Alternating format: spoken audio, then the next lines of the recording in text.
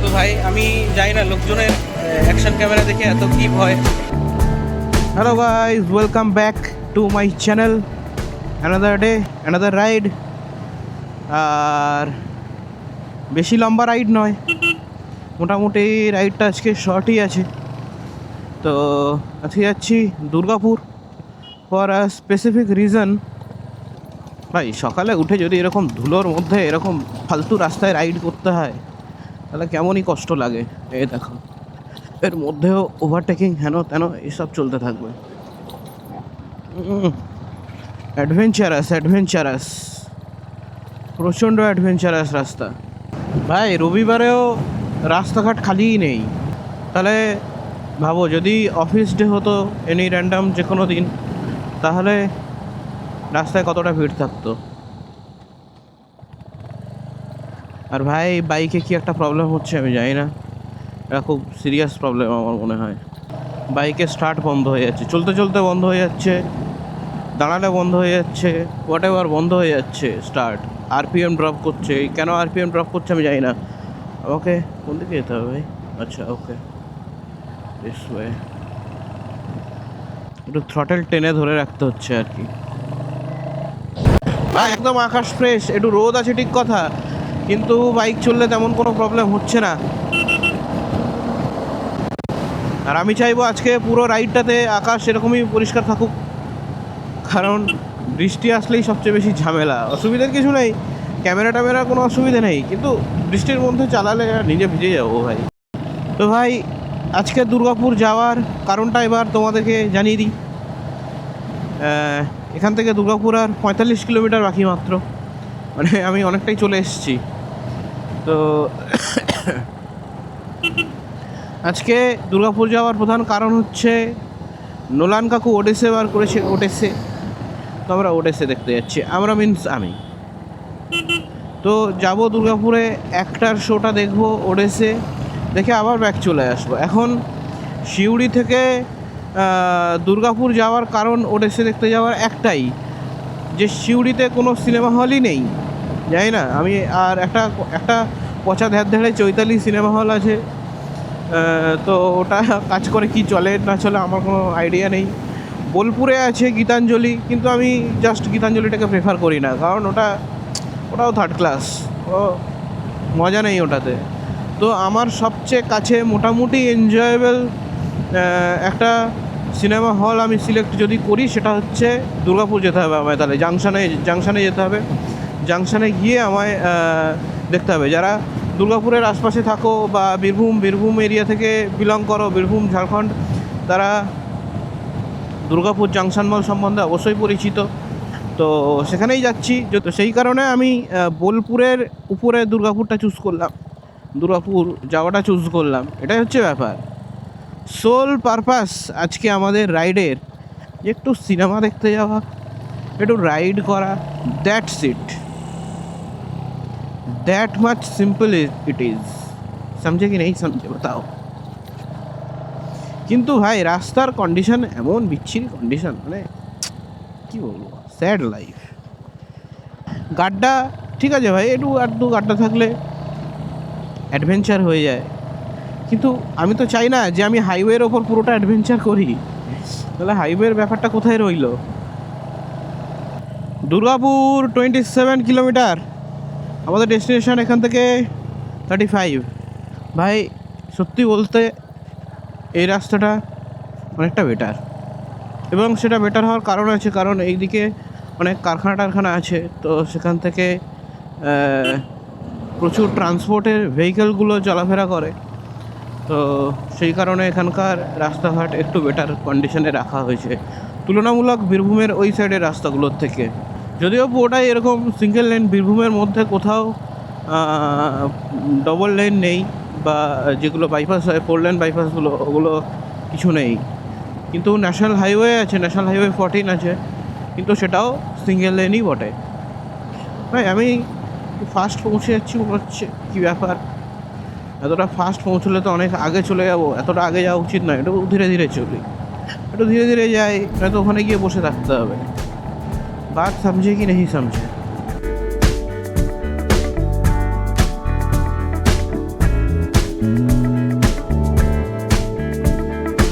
ভাই ব্যাপারটা অনেকটা এরকম যে জীবনে সমস্ত কাজের মধ্যে রাইড করাটা একটা নেসেসারি পার্ট হিসেবে রাখা উচিত। এটা জরুরি, শুধুমাত্র একটা এন্টারটেনমেন্ট পারপাসের জন্য নয়, কিন্তু শুধুমাত্র এন্টারটেনমেন্ট পারপাসের জন্য নয়।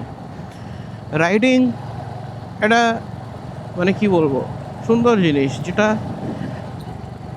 আমার মনে হয় লাইফে ইনক্লুড করা উচিত এবং সিরিয়াসলি ইনক্লুড করা উচিত। আজ থেকে কিছু বছর আগে ধরে নাও, মানে বেশি নয়, 2000 বা 2000 সালের আগে, 90s-এর দিকে, 1990 এই সমস্ত সময়ের দিকে, তখন কিন্তু ইন্ডিয়াতে বাইক রাইডিংটা অ্যাজ আ কালচার সেরকম ছিল না।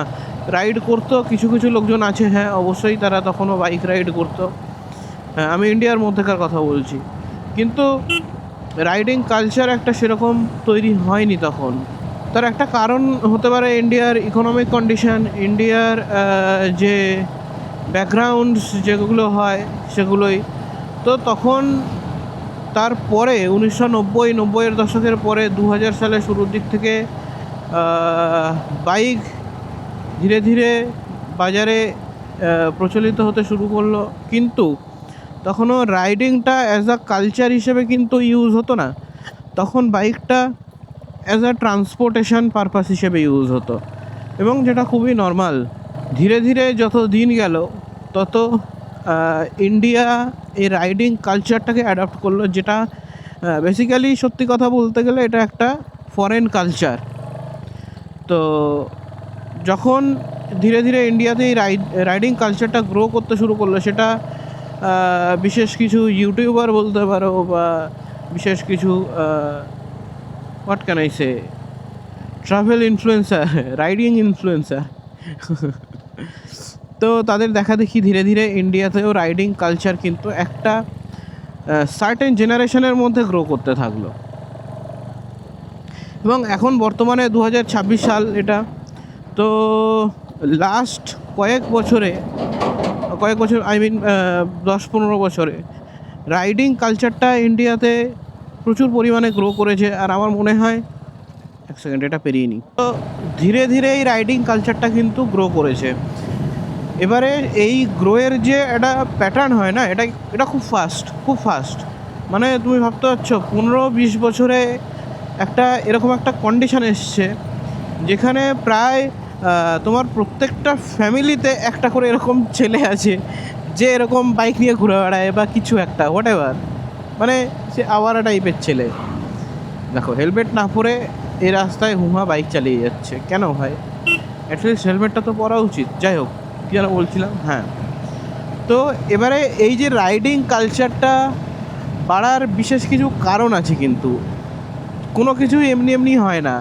কোনো এক মিডিয়া ইনফ্লুয়েন্সারের দেখে, বা সে খুব কুল লাগছে বাইক চালাতে দেখে, তাকে দেখে একদম মানে কুল দেখতে লাগছে আর কি, বা ভাইবটা খুব ভালো লাগছে, বাইক চালিয়ে নিজে রাইড করে বিভিন্ন জায়গায় যাচ্ছে, ঘুরে বেড়াচ্ছে, বা রাইড করছে, নর্মালি লোকালি রাইড করছে, কিছু একটা করছে, নিজেকে রেকর্ড করছে।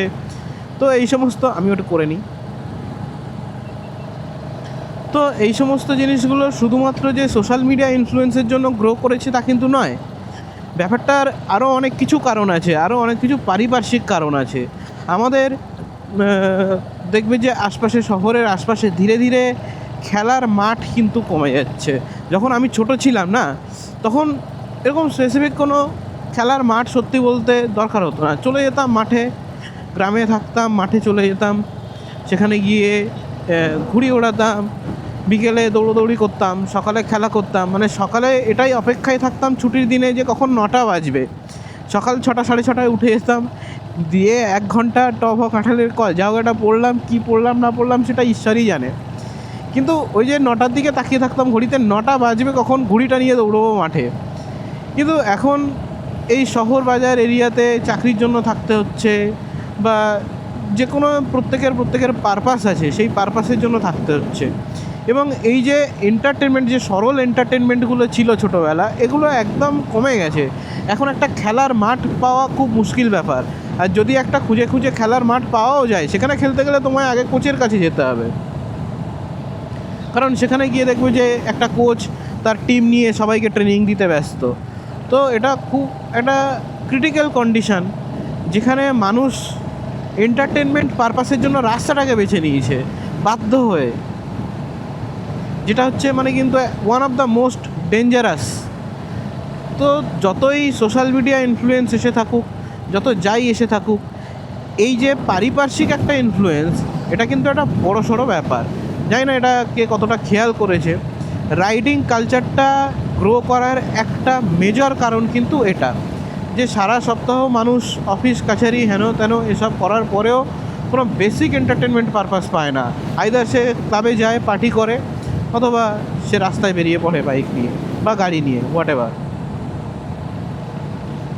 তো রাইডিং কালচার বাড়ার আমার এটা একটা মেজর কারণ মনে হয়। তোমাদের যদি অন্য কিছু মনে হয়ে থাকে, বা আমার এই যে কি বলবো, যাই বললাম যা কিছু, এটা যদি ঠিক বা ভুল কি মনে হয়ে থাকে, সেটা সিদ্ধান্ত কমেন্ট বক্সে জানাও। আর তোমাদের কি মনে হয় যে ইন্ডিয়াতে রাইডিং কালচার এত ফাস্ট গ্রো করছে, এর কি কারণ হতে পারে? তোমাদের যদি কোনো সিদ্ধান্ত থাকে, তোমরা অবশ্যই কমেন্ট বক্সে জানিয়ে যাও।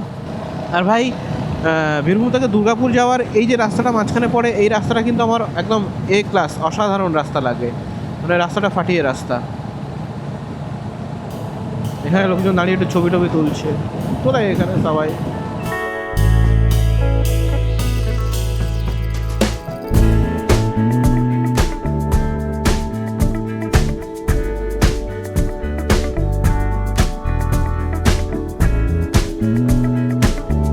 ভাই আর মাত্র 13 কিলোমিটার বাকি ডেস্টিনেশন। এই দেখো এখানে দাঁড়িয়ে ফটোগ্রাফি, ভাই জায়গাটা কিন্তু সত্যি সুন্দর।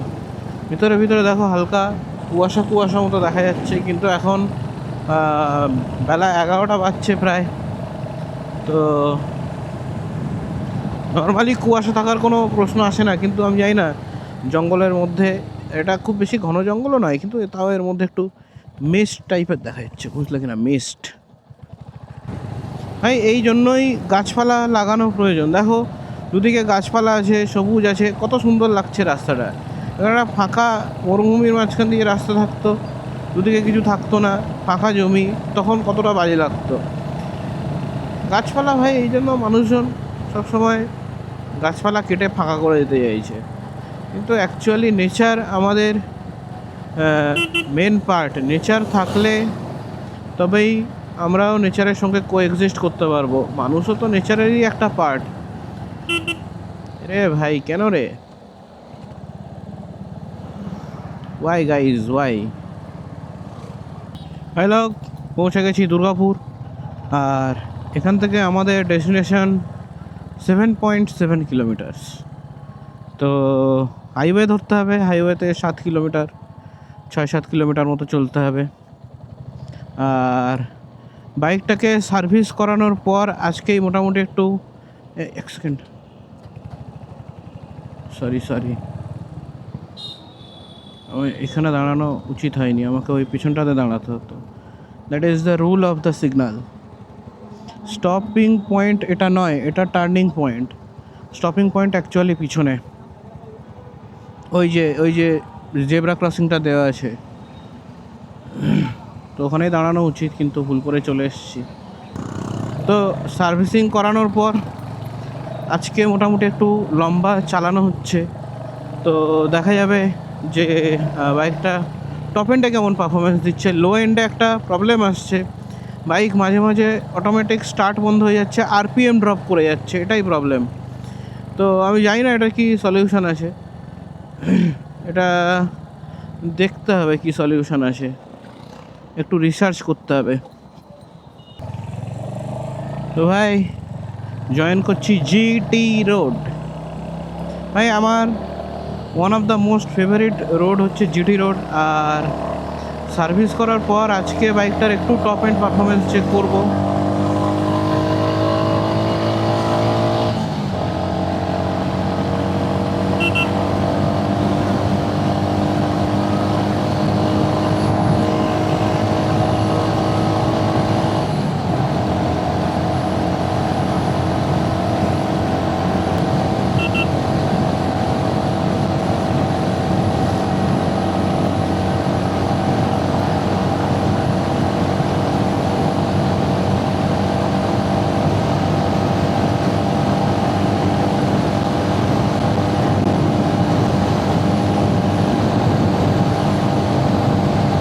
122, 121।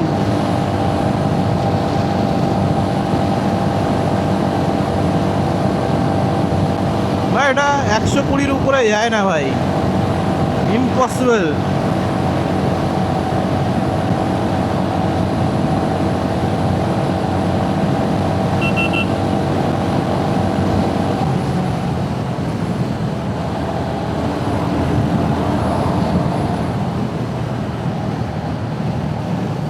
ইম্পসিবল ভাই, ইম্পসিবল। হান্টার 350 120-র উপরে যায়ই না। একটা ঢালান এসেছিল, ঢালানে 121, 122 আমি ম্যাপে স্পিডোমিটারে দেখতে পেলাম, মানে ম্যাপের স্পিডে দেখতে পেলাম, জিপিএসে। তো দ্যাটস ইট। আমি র্যাশ ড্রাইভিং করতে চাই না, চুপচাপ চালাই, এটাই বেটার। একবার জাস্ট স্টপ অ্যান্ড চেক করে নিলাম যে ঠিকই আছে, ইটস ওকে, আগে যেমন ছিল তেমনই আছে। 7 সার্ভিস করানোর পরে কোনো কিছু পরিবর্তন হয়নি, বরং একটা নতুন প্রবলেম অ্যাড হয়ে গেছে। তো আমি জানি না এই প্রবলেমের কি সলিউশন। এটা E20 ফিউলের জন্য হচ্ছে কি না সেটাও আমার জানা নেই। তো তোমরা যারা হান্টার চালাও, যদি আমার ভিডিওটা দেখে থাকো, তাহলে প্লিজ একটু সাজেস্ট করো যে এটা কি অপশান হতে পারে, কি কারণে হতে পারে যে বাইকটা মানে যখন ক্লাচ ধরছি বা লো আরপিএমে যখন বাইক কোল্ড স্টার্ট করার সময় কোল্ড স্টার্টটা স্টে করছে না, মানে স্টে করছে না, স্টার্টটা বন্ধ হয়ে যাচ্ছে, হঠাৎ করে আরপিএম ড্রপ করছে, করে বন্ধ হয়ে যাচ্ছে। এটার কি রিজন হতে পারে আমার মাথায় আসছে না। আমি শোরুমে গেলাম, ওরা বললো যে থ্রটেল বডি ক্লিন করিয়ে নাও, হেন তেন করিয়ে নাও। তো আমি করালাম সেগুলো, কিন্তু থ্রটেল বডি ক্লিন করানোর পরেও যে প্রবলেমটা কিন্তু সলভ হচ্ছে না, এবং এটাই হচ্ছে মেজর প্রবলেম। তো তোমাদের কাছে যদি কারোর সলিউশন জানা থাকে তাহলে অবশ্যই আমায় জানিও, আমার খুব সুবিধা হবে। তো দুর্গাপুর টাউন সুন্দর, পরিষ্কার পরিচ্ছন্ন, আর আমরা পৌঁছে গেছি আমাদের destination junction mall. This is the junction মল। এখানেই এসেছিলাম ধুরন্ধর দেখতে। দুর্গাপুর আসলেই সিনেমা দেখতেই আসা হয়। এইখানে ঢুকিয়ে দিই। তবে জাংশন মলের একটা সিস্টেম খুব আমার বিরক্তিকর লাগে, সেটা হচ্ছে এদের পার্কিং। এদের ভিতরে কোনো স্পেসিফিক পার্কিংয়ের বন্দোবস্তই নেই, বাইরে এখানে রোদের মধ্যে বাইকটাকে রাখতে হয়। আমি জানি না কেন, এটা কী ধরনের ব্যাপার। একটা ভিতরে নিশ্চয়ই পার্কিংয়ের সিস্টেম আছে, সেটা হয়তো আমার জানা নেই, বা আই হ্যাভ নো আইডিয়া। তো যাব এখানে, ওডেসে দেখবো, দেখে আবার বেরিয়ে আসবো। তো বাইরে ভয়াবহ রোদ, এই জন্য ভিতরে ঢুকে যাচ্ছি। জাস্ট ভিতরে ঢুকি, ভিতরে এসি চলছে, ঠান্ডা আছে। দেখে নাও, এটা হচ্ছে জাংশন মল। তো ভিতরে যাই, ভিতরে এসি চলছে। বাকি মুভি শুরু হবে 1টাতে, 1:10-এ। তো এখনই ঢুকবো, ঢুকে এদিক ওদিক বসে থাকবো, একটু খাবার খাবো, জাস্ট এটাই। তো ভাই ভিতরে এতক্ষণ আগে আমি সময়ের আন্দাজ করতে পারিনি আর কি। সময়ের আন্দাজ করতে পারলে আমি একটু লেটে বেরোতাম, জাস্ট টাইমে পৌঁছতাম। আমি বুঝতে পারিনি যে ঠিক রাস্তায় কতক্ষণ লাগবে, ভিড় থাকতে পারে। তো জাস্ট ওই জন্য চলে এলাম। আর চলো ঢুকে যাওয়া যাক। ভিতরে চলছে এসি। ও ভাই,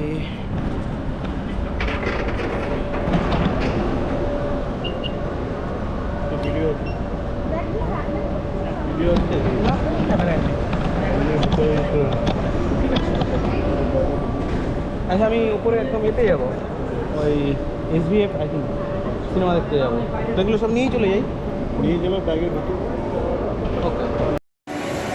তো ভাই আমি জানি না লোকজনের অ্যাকশন ক্যামেরা দেখে এত কি ভয়। জাস্ট আমাকে বললো যে ভিতরে অ্যাকশন ক্যামেরা দিয়ে ভিডিও করা যাবে না। তো এই ভিতরে লোকে মোবাইল দিয়েও তো ভিডিও করতে পারে, নর্মাল ব্যাপার তো। আর এখন সত্যি বলতে মানে অ্যাকশন ক্যামেরা হচ্ছে মোবাইলের ক্যামেরায় মানে জুম করার পাওয়ার বেশি। মোবাইলের ক্যামেরায় ভিডিও করলে আমার মনে হয় বেশি ক্ল্যারিটি দিয়ে ভিডিও আসে। তো যাই হোক, আমি আমার ক্যামেরাগুলো ব্যাগে ঢুকিয়ে নিলাম। আর দ্যাটস ইট, মোবাইল দিয়ে ভিডিও কিছু করার নেই যদিও। That's it, let's go. তো ভাই বেরিয়ে গেছি জাংশন মল থেকে, আর মুভি দেখা আমাদের শেষ। আর ঘড়িতে এখন বাজছে 4:25। ও ভাই খিদে পেয়ে গেছে প্রচণ্ড। আমাদেরকে প্রথমে কিছু একটু খেতে হবে, খেয়ে দিয়ে তারপরে এগোতে হবে। তো let's go, bye bye Durgapur. আবার কখনো এরকম সুযোগ হবে, আবার কখনো চলে আসবো, আবার কখনো দেখা হবে। তো বেরিয়ে পড়লাম ভাই, ধরে নিলাম জিটি রোড, আর ডেস্টিনেশন এখান থেকে 68 কিলোমিটার্স। তো বেশিক্ষণ লাগবে না। একটু মেঘ উঠে আসছে আকাশে, আমি জানি না বৃষ্টি আসবে কি না, যদিও রেনকোট আছে আমার কাছে, অসুবিধে নেই। তো তাড়াহুড়ো কোনো প্রশ্নই নেই, ধীরে সুস্থেই যাব।